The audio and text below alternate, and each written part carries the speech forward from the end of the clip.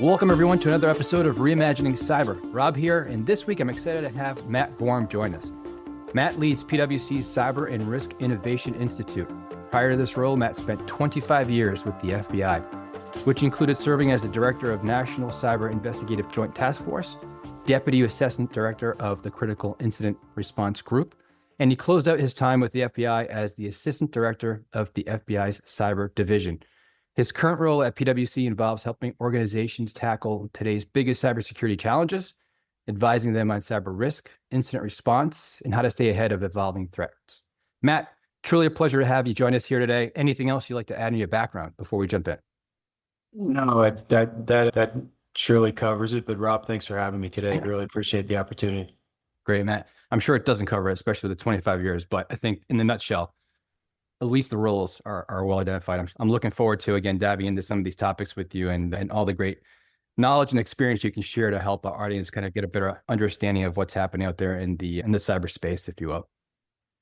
One of the things I'd love to start with, though, Matt, is just kind of your background relative to the FBI and, kind of how that shaped your career, in essence, within cybersecurity and just, the view you have as it relates to today's threat landscape, and especially specific to the private sector. So it'd be helpful to kind of understand that from your world of experience. Sure. I guess, you stand where you sit, and where I sat was in the adversary space. And so I think my natural inclination is to look at the adversary, move towards those and ask questions like, who are they?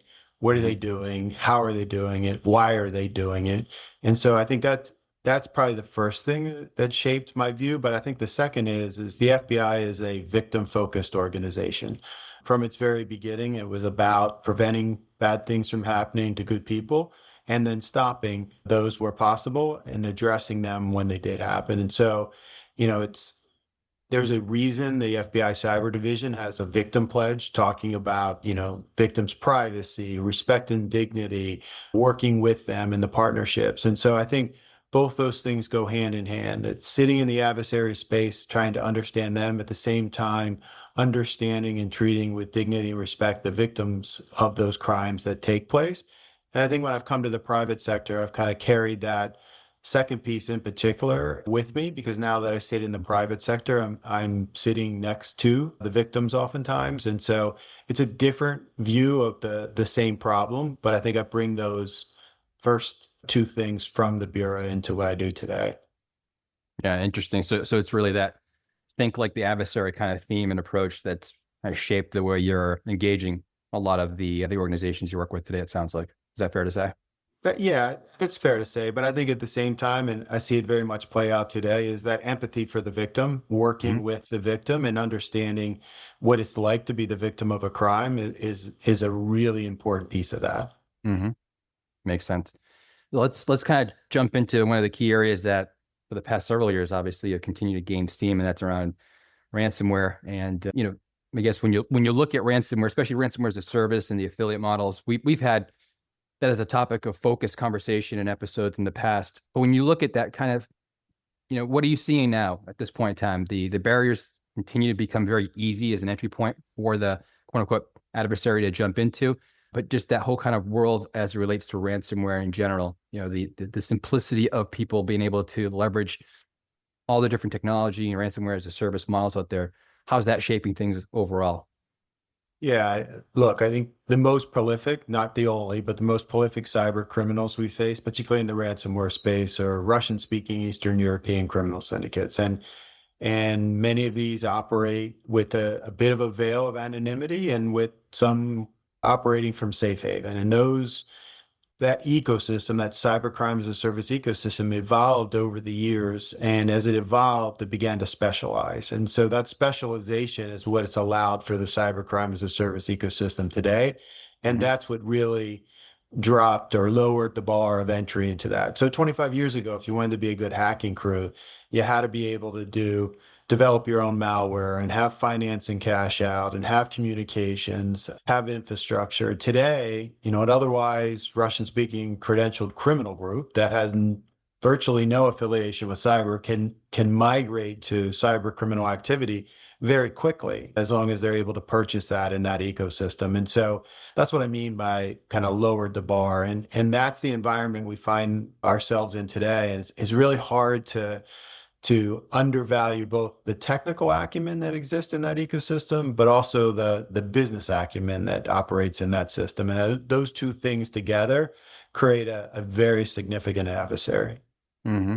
Well, let's kind of double click down on the business side of the equation, right? Because this tends to be a constant theme out there. So I'm sure you do plenty of work as far as maybe advisory around, working with the C-suite and boards on that decision-making criteria, and better aligning them in the preparation as it relates to how do they actually react to when and if a ransomware attack has actually affected them.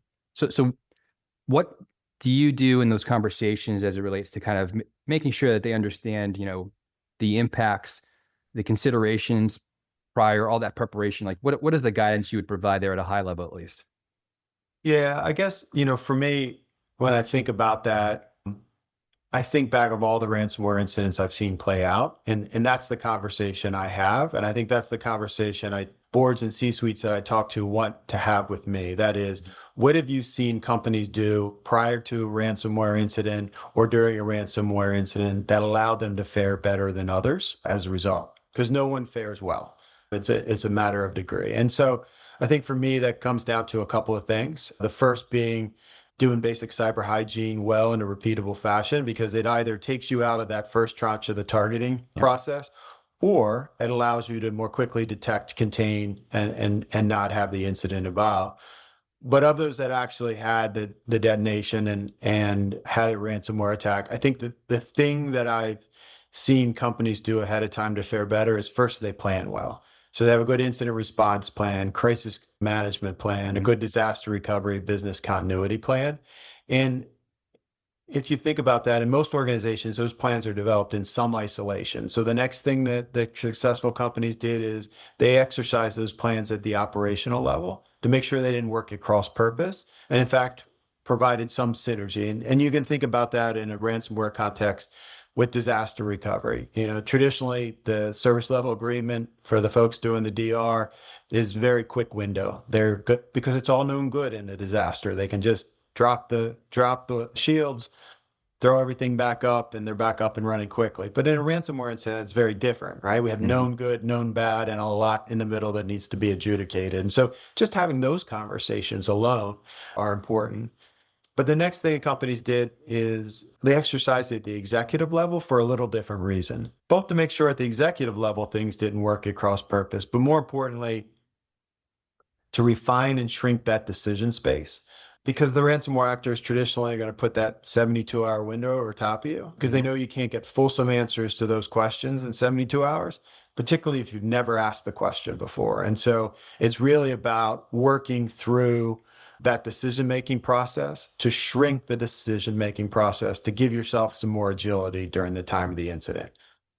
I generally see there's 4 broad areas that I'll call friction points because it grinds the decision-making to a halt, but it's also those areas you make a lot of progress ahead of time. And the first is communications, internal and external. Who's going to speak to whom, when, what are they going to say?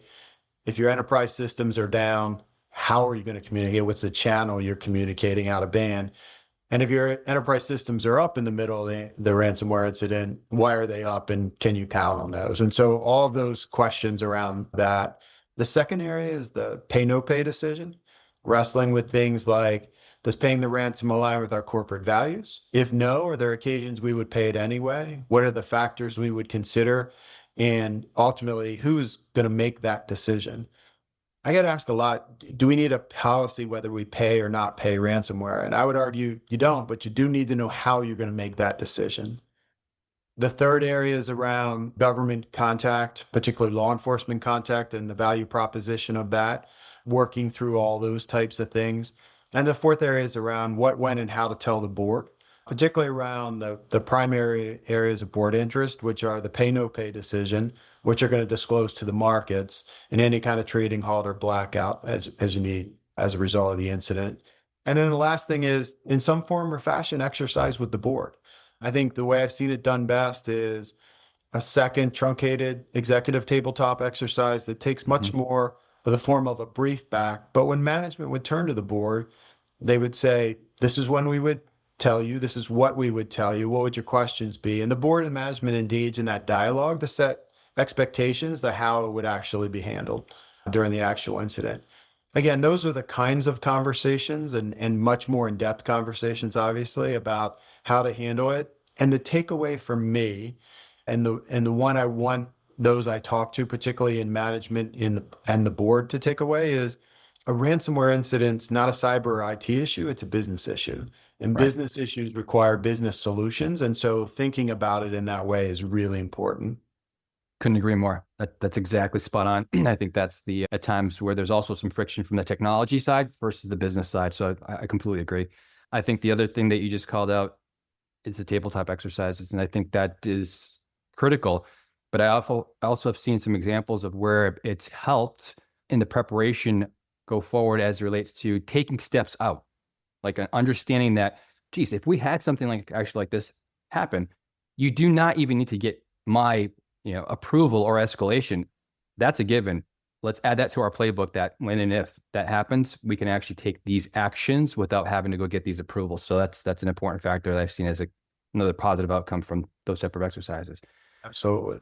One of the elements I'd like to delve into in those 4 areas you called out, though, is where there's still this consistency and friction, unfortunately, within the industry across multiple verticals. And that's in this hesitation that happens between, again, kind of the private sector and wanting to, and the willingness, and I think understanding of the value on why they actually should be engaged or pre-engagement with law enforcement. Can you kind of delve into that a little bit more? There's, I guess it's my opinion, I would say, Matt, that there's strong value, again, in having those relationships well established in place before, obviously, you're in the fire, right? So kind of what's your thought process on that? Yeah. Look, the last time you want to be exchanging business cards with the FBI is in the middle of the incident, right? You want that relationship well established ahead of time. So you're not calling a generic FBI office, you're calling somebody you know. Mm-hmm. And look, the FBI is going to pick up the phone and have those conversations with you ahead of time. And you want that. I see many times where organizations are actually, when they're working through their exercise or they're having a separate exercise, they invite the FBI in to have those conversations. And that's a best practice. But I think, if I think back to when I was in government, the most often cited reasons for not calling the FBI were, I wanted to preserve my option to pay the ransom, which nothing stops you paying the ransom if you call the FBI. And the second is, well, I didn't want 25 FBI agents in raid jackets showing up and going hands on keyboard. Neither of those two things are reality, but they persist in the urban myth of how that response goes.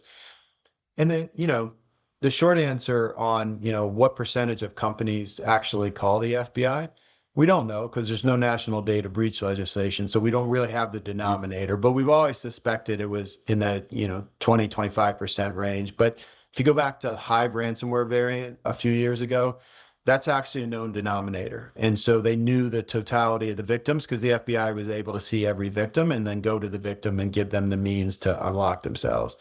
And in that particular case, 20% of the victims contacted the FBI and 80% of the victims were contacted by the FBI. So if that gives some indication, it's still a very low number. Just to address the most often cited reasons. First and foremost, if I am a victim and I am considering paying a ransom, I want to talk to the FBI because my first question will be, do you have a key and a decryptor and can I have it? Yeah. The answer most often is no. But if you don't have the key and decryptor, what can you tell me about this group? What can you tell me about the keys they've provided? Because as we all know, these groups are expert at encrypting your system, not at building keys and decryptors. And so is it a good key, bad key, fast key, slow key? What can you give me in terms of other IOCs that are available? What can you tell me about this group? Are they under OFAC sanctions? In past negotiations, what have you seen that? All those are the kinds of questions. Can you put my technical folks on the phone with the FBI case agent and computer scientists that do nothing but work this group all day long to get all that information? And look, a lot of times when we see this in the ransomware, just the prolific nature of some of these groups, the FBI is not there to collect evidence to prosecute the crime. They likely have plenty of evidence to prosecute the time. They're there to help you. And so they will do things that do nothing in terms of developing a case against these individuals.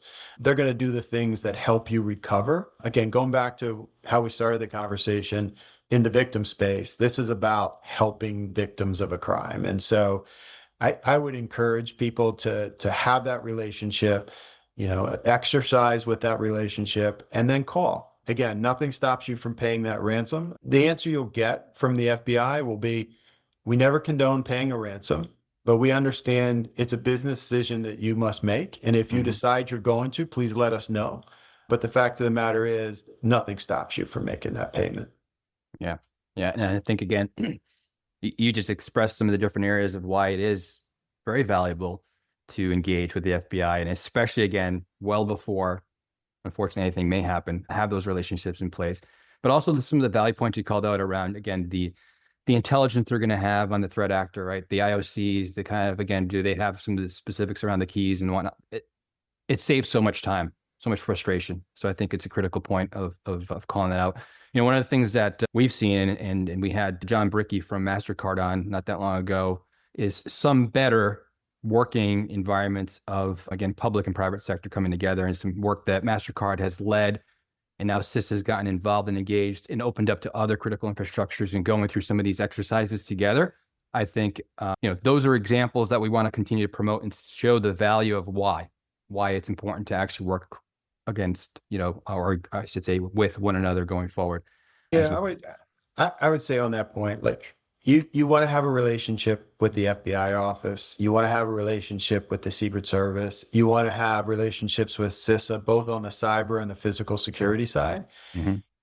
And you call who is the person that you're most comfortable with calling. You should not have to figure out the inner workings of the federal government in time of crisis. So you call who you're comfortable with and put it on government to do all that coordination in the background so that, you get the best service you possibly can. Yeah, absolutely. Well said. Let's go there, Matt. We got to talk about AI, of course, right? Every single time it seems it's part of the conversation. Let's discuss it from, very simply looking at how it actually is helping us in cyber defense. So we know, right, that the bad guys are leveraging AI much faster than the good guys are, at this point at least. But there's some different, approaches, I'm sure, that you have and strategies as it kind of helps us evolve to draw and strengthen our resiliency for cyber overall. What are some different things you can share with the audience? Yeah, as I think about AI, like any other disruptive technology, there's an advantage to the adversaries in the short term because they have no legal, moral, ethical responsibility as it relates to collateral impact, and we as defenders do. And so they're always going to have a bit of an advantage in the short term. The interesting thing about AI is while we've seen that, I would say, while with AI and data more broadly, we're in the midst of a revolution, their adoption of AI has been very evolutionary, not revolutionary. And so I've seen things that they've done, but I certainly think there could have been a lot more done by the adversaries. And so I think we're in a good place there. I think maybe this is the year that, as we really kind of move to that next phase with agentic AI, that we're able to kind of proactively do things in the defense. And maybe that advantage that in the short term was in the hands of the adversary kind of shifts back to the defense. And I think there's lots of promise around there. The one thing I would, highlight and have lots of conversations around with agentic AI is we are creating some potential space for exploitation there as well. And so as we're creating agents to do things for us inside, adversaries love to find something that will do things for them as well. And so kind of turning those agents against ourselves. And so we need to, be very deliberate around the security of that. But I think using that in the defense is going to create great promise. Interesting. Yeah, no, I can see that for sure. One of the things that, is very recent as well that we have to start kind of taking into consideration is this push to kind of, again, onshoring back capabilities and technology and manufacturing, of course. What are some of the risks, right, that you see there? Maybe some opportunities as well as that continues to emerge, and national security kind of point of view on what you're thinking at that stage. Yeah, I think I'd lift the risk side of it up a little more. I think, you know, that is a result of the kind of geopolitical paradigm we're operating in today. I think it's important to kind of highlight this. The last 30 plus years in many ways have been an anomalous bubble. It's not indicative of the long arc of history. The long arc of history is replete with, nation states, competing pre-conflict and in conflict, but that geopolitical strategic competition is more in line with the long arc of history. In the last 30 years have been all boats rising, generally more peaceful, more economically prosperous than any other time. And we're going back to that geopolitical paradigm that we probably haven't been in since the fall of the Soviet Union and the Cold War. And we're doing that at a time when there's more technology for those competing powers to compete on and with. And there's no consensus red lines or norms in cyber the way they are in the physical world. And so when I think about the risk side of that, I think that's something to keep in mind is that's the environment we're operating on. That's driving some of the onshoring and bringing things back into the US. And so that's the risk that we see is posed by them. The upside of it is, particularly as it relates to manufacturing, is I think we're going to have an opportunity to think thoughtfully, because it takes some time to bring that manufacturing back on around the IT/OT divide. And so, if you think about operational technology, it's on a much longer replacement cycle, on the 30-year cycle, 25-year cycle, as opposed to other things. And so we're dealing with decisions that were made in terms of OT decades ago, and to become more effective, more efficient, we've put IT into that mix in a way to take advantage of that. And we've introduced a level of risk into the OT systems they were not designed for. And so as we bring things back on in terms of manufacturing, we have a blank slate to work with in some respects. And so we could end up with a manufacturing space by virtue of it all being new that is allowed to be intentionally designed to be more secure than some of the systems we have today. And so I think that's a real opportunity for us as we do that. But bear in mind, the adversaries are out there. What's driving that onshoring is real. And I'm very much concerned in terms of threat in that space. Yeah, for sure. I think the modernization of the, plays to the upside you talked about with a lot of these legacy systems, especially in the OT operating environments. We've had conversations with like Idaho National Labs, NASA, prime examples, right, of these different environments, legacy that continue to sustain and operate. And you get very concerned, obviously, of interjecting something net new into it, and then any sort of cybersecurity ramifications that come along with it. So I think it does help us accelerate the modernization on that aspect going forward as well. Matt, one of the things I'd like to close out with, and I typically do, is just kind of looking out into the future and getting perspective from the guests that we have on. And for you, I'd like to ask you, what is something that right now in the current marketplace overall we look at for cyber, what's that one thing you're seeing, people just aren't really paying enough attention to? They're underestimating the value of what this actually could deliver for us, in the kind of fight as the good guys, if you will. I have a hard time bringing it down to one, because you'll never hear me stop talking about ransomware, because it's what's on everybody's mind in the business world. I think there are two things though that, and I'll say one from the threat perspective and one from the disruptive technology perspective that we're not spending enough time on today. On the threat side, I think,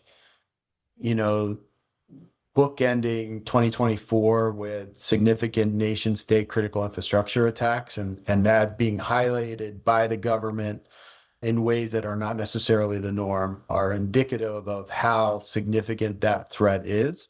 And so for me, I don't think we've been paying enough attention to what that looks like. And from a resilience perspective, what that means for us as we move forward. And so I would, if you go back to January 31st of 2024, you saw the NSA director, the FBI director, the CISA director all testifying on the Hill. And then we ended the year in 2024 with attacks around telecom and the like. And so to me, on the threat perspective, I just don't think we're thinking about that enough.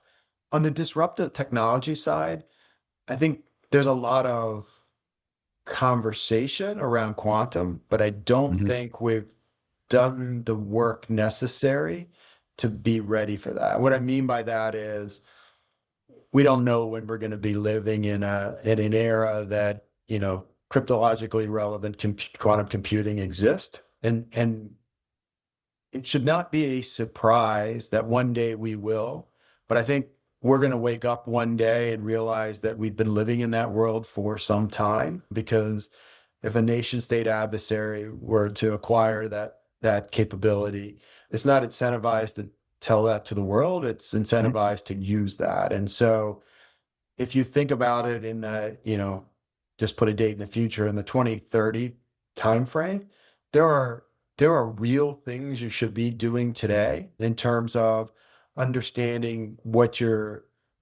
do you use cryptography, particularly public key infrastructure? Why do you use it? Where do your third parties using it? How does that relate? You should start understanding what quantum resistant cryptography is and those standards, because we're going to get to a point in the future where we're going to have a real-time understanding of that. And we're going to have the agility to rip and replace cryptography in ways that we can't imagine today. And just, if you're a large organization, just understanding that inventory of your cryptography today is going to take time. And so while I'm the first to acknowledge that we are not in that era yet, and it is in the future, there are things you need to be doing today. And so you see lots of commentary around quantum, but I don't see the kind of forward slogging work that needs to take place today being done as broadly as I wish it was. Yeah, I agree. I think you see a lot of hype. You're actually calling on something that's very interesting. We haven't really discussed it much in the past, honestly, is the preparation, to your point of, it will be coming. And again, you want to be as best prepared, and people, to the point you just mentioned, having an idea of what their actual landscape looks like, almost like the same thing from an IT or digital asset management aspect. They honestly don't, right? They have a very small understanding of that footprint. So getting ahead of it is very important. Matt, listen, it's been a pleasure having you on. A lot of great topics of conversation. We can go on and on, but I think some key value points are the working relationship and preparation, with government, FBI, as you mentioned, Secret Service, just have those rapports and relationships in place, preparation through tabletop exercises, alignment with the board and the C-suite, what we're seeing in ransomware, what we're seeing on AI. So all great aspects, and really, again, great insight you've come on and share with the audience. So we truly appreciate the time you spent with us. Thank you. Happy to be here, and thanks for the opportunity. Hello, producer Ben here, and during the conversation you may have heard Rob referring to a previous episode of Reimagining Cyber that featured John Brickey, Senior Vice President at MasterCard. He was talking about how to create a culture of collaboration and partnership in cybersecurity. Here's a clip. So John, one of the things that you guys have done in evolving different programs is earlier in the year, the MasterCard Tri-Sector Cyber Defense Exercise, or CDX. What was that experience like? What are some of the lessons learned? Back in 2016, we started within just the financial sector, and it was really a pickup game. A lot of the hands-on operators wanted to geek out and do some exercising together, capture the flag style, king of the hill. Yeah. We started working with other companies. They created this exercise really by throwing together expertise and knowledge and infrastructure. And then in 2022, we conducted the first tri-sector cyber defense exercise, and we invited the government agencies, the sector risk management agencies, Department of Energy, Department of Treasury, and CISA. We invited them to observe. And so we did that in Dallas. We had a great exercise, and everyone agreed that we ought to take it a step further. And that's what we did earlier this year. That was John Brickey, Senior Vice President at MasterCard, in episode 109, MasterCard's take on cyber defense, innovation and collaboration. Thanks for listening to Reimagining Cyber. Do keep an eye on our podcast feed for more fascinating conversations with those in and around the cybersecurity space. The best way to do this is to follow the podcast via whatever platform you use.